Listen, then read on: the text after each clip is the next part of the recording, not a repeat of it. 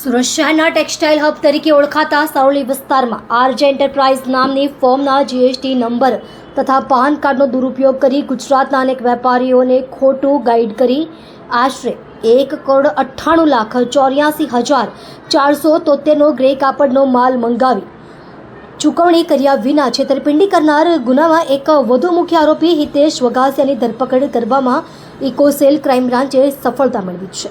આંગળીના ગણી શકાય તેવા આરોપીઓએ પહેલેથી જ સંપૂર્ણ પ્લાનિંગ સાથે અવધ માર્કેટ 2માં દુકાન નંબર 1015-1016 તથા કુબેરજી એમ્પાયર ટેક્સટાઇલ માર્કેટમાં દુકાન નંબર 4008 ભાડે લીધી હતી.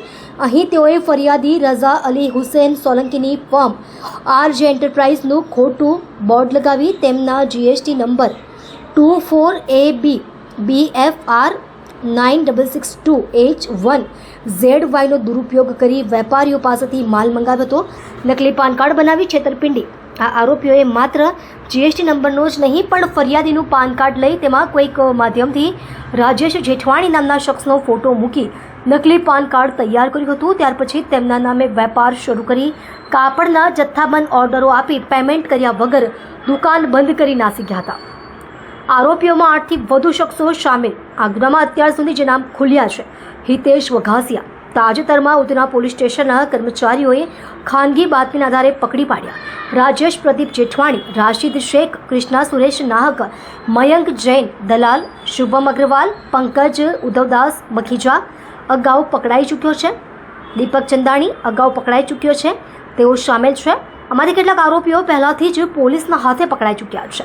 તમામ શખ્સોએ ફરિયાદીના નામે વેપાર કરી 6/6/2024 થી 13/7/2024 દરમિયાન વેપારીઓ પાસેથી કરોડો રૂપિયાનો માલ ઉપાડી ચૂકવણી કર્યા વગર નાસી જવાનો ગુનો કર્યો છે.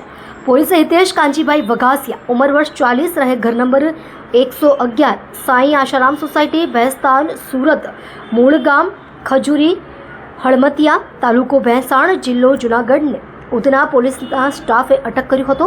પોલીસે તેને ટ્રાન્સફર વોરંટના આધારે કબજામાં લીધો છે. આ સમગ્ર ગુનાની તપાસ ઇકોસેલ ક્રાઇમ બ્રાન્ચના પોલીસ ઇન્સ્પેક્ટર M.N. જાડેજા સંભાળી રહ્યા છે. આરોપીઓ એકબીજાની મદદથી પૂર્વ આયોજિત કાવતરું રચી મોટા પ્રમાણમાં છેતરપિંડી કરી હોવાને લઈ દરેક સામે આઈપીસી કલમ 419, 420, 465, 467, 468, 471, 120B હેઠળ ગુનો નોંધાયો છે. ફરિયાદી શ્રી રઝા અલી હુસેન સોલંકીએ ડીસીબી પોલીસ સ્ટેશનમાં ફરિયાદ નોંધાવેલ કે તેમના જીએસટી નંબરનો ખોટી રીતે ઉપયોગ કરી અને તેમના નામનું ખોટું પાન કાર્ડ બનાવી અને કોઈ ઈસમો એમના નામે વ્યાપાર કરી રહ્યા છે અને એ વ્યાપાર ખોટા બિલો બનાવી તેમજ ઇનપુટ ટેક્સ ક્રેડિટ મેળવી અને તેઓને નુકસાન પણ કરી રહ્યા છે. જે અનુસંધાને ફરિયાદ નોંધી અને તપાસ ચાલુ કરે તે દરમિયાન 2 આરોપીઓની ધરપકડ કરવામાં આવેલ અને આરોપી જે નાસ્તો કરતો હતો હિતેશ વઘાસિયા કે જે આ પ્રકારના ગુનામાં તેની મુખ્ય આરોપી તરીકેની સંડોવણી છે તેની ધરપકડ કરવામાં આવેલ છે. હાલ રિમાન્ડની કાર્યવાહી ચાલુ છે. ના, એ લોકો એકબીજા સાથે કોઈ પરિચયમાં નથી.